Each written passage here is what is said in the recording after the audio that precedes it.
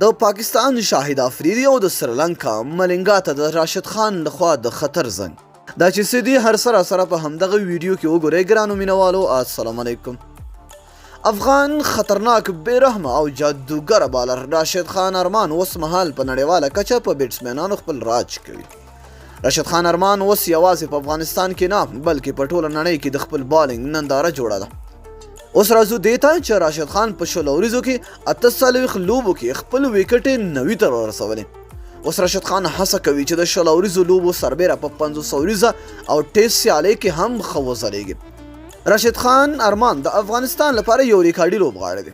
افغان 21 کلن راشد خان په عمر کې د نړۍ ستر لیګونه د IPL او بیگ باش په شمول په خپل استعداد ښکلی او ګرم ساتلی دی.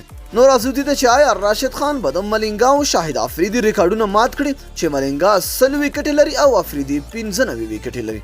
نو څنګه آیا دغه ریکارډونه به راشد خان مات کړي او کنه لاندې په کمنټ کې خپل نظر موږ سره شریک کړئ.